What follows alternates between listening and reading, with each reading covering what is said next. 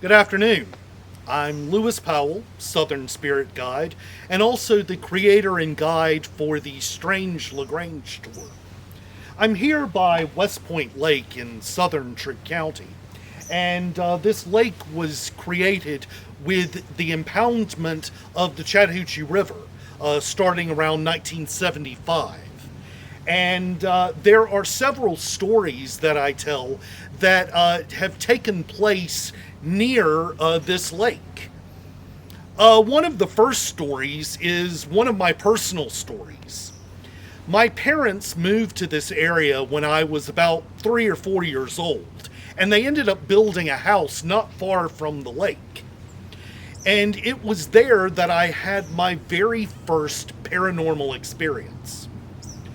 That experience took place one night as my parents were, as with most children, struggling to put me to bed.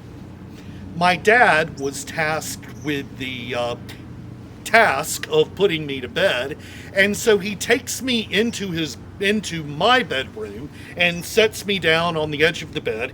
He turns and looks at me and says, "Go to sleep." And then he walks across the room, turns out the light, and leaves. Well, I sat there for a few moments, considering my options, and I finally decided I needed to actually go to bed. So I lifted up the covers on my bed, and as I'm sliding my feet underneath the covers, my left foot comes into contact with something that was very cold and very clammy. And in my little mind at that moment, it felt like the bottom of my foot was touching the bottom of another foot. And I was totally freaked out. So I leapt out of bed, ran into my parents' room, and begged them to let me stay the night with them.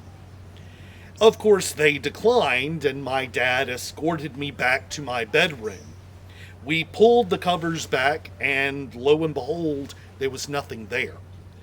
And I have always believed that that moment when I was 3 or 4 years old is really the seminal moment that put me on this path to explore those things that are taking place on the other side, to explore what else is on the other side of this plane of existence.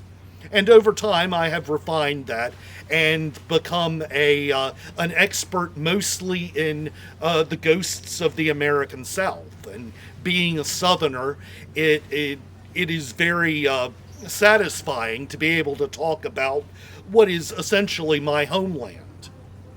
Now, in my Strange LaGrange tour that I offer on Friday evenings here in downtown LaGrange, I tell another story that I heard firsthand from the lady who witnessed this.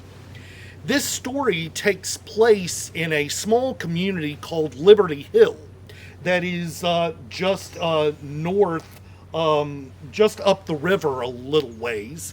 And this is a very old community in a very rural part of Troup County.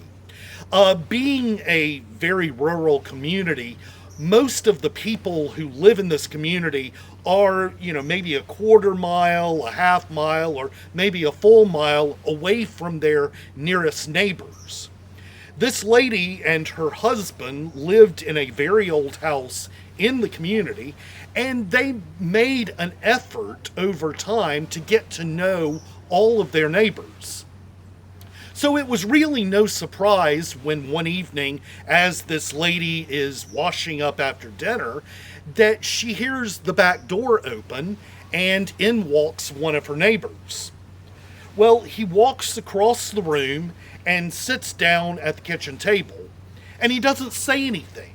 He just sits there and looks at her with this kind of blank expression on his face. Well, she of course knew him and addressed him by name and said, "Are you all right? What's wrong?"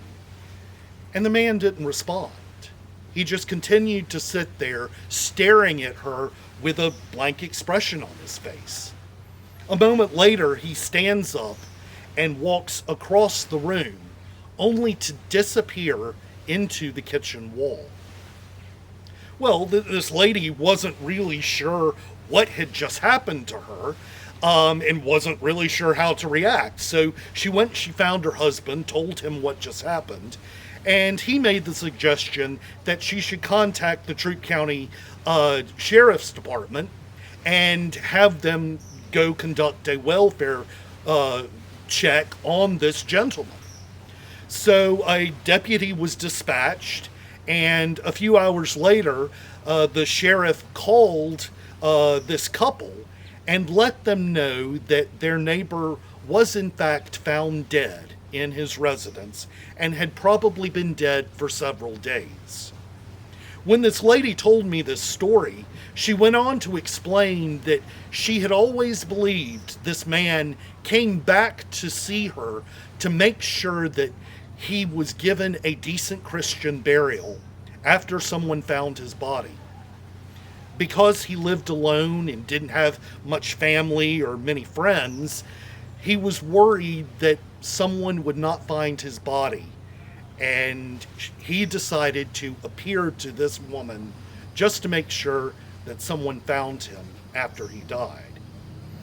What is even more significant about this story is the fact that this lady and her husband are founding members of the Troup County Historical Society, the same organization that now hosts my strange LaGrange tour.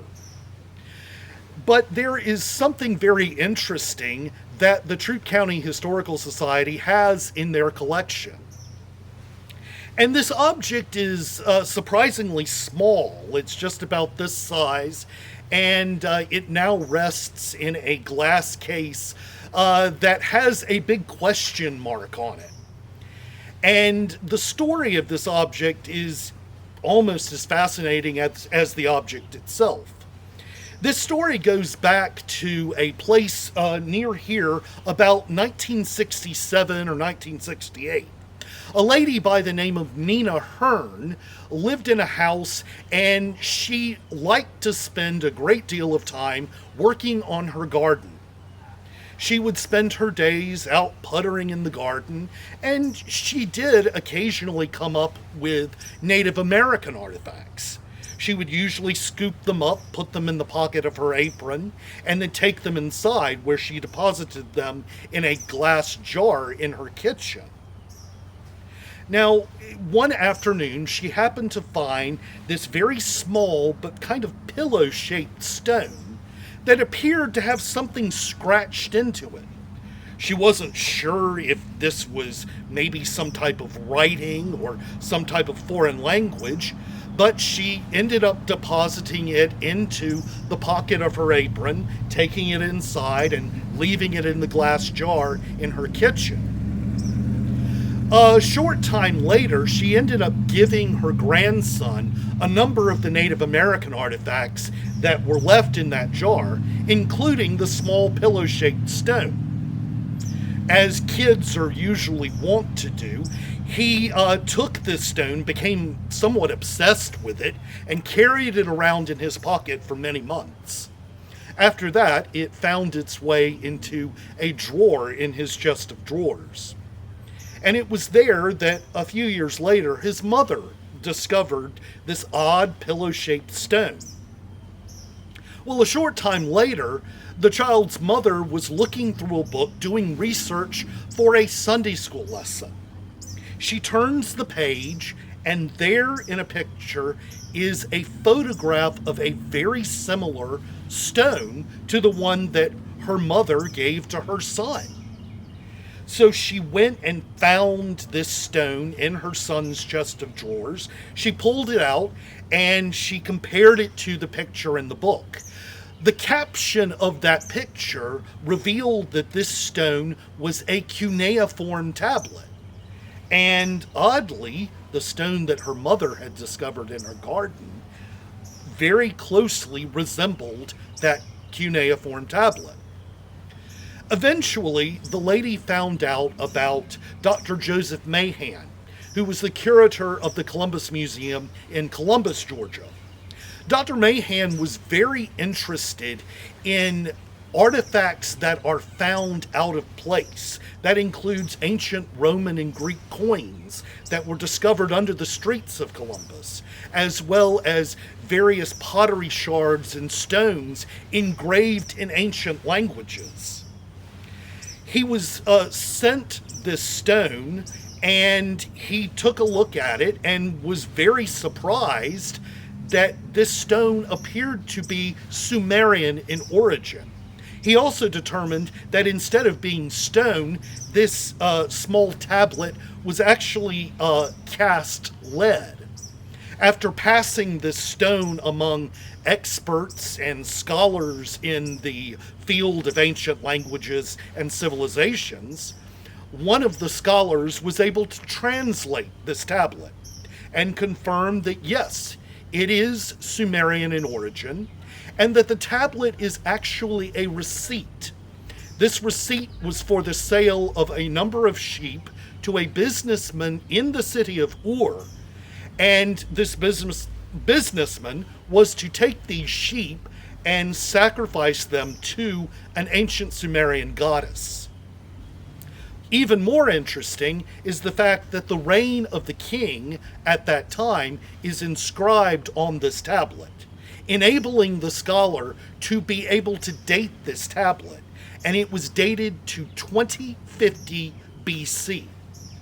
So essentially, this tablet nowadays is roughly 4,000 years old.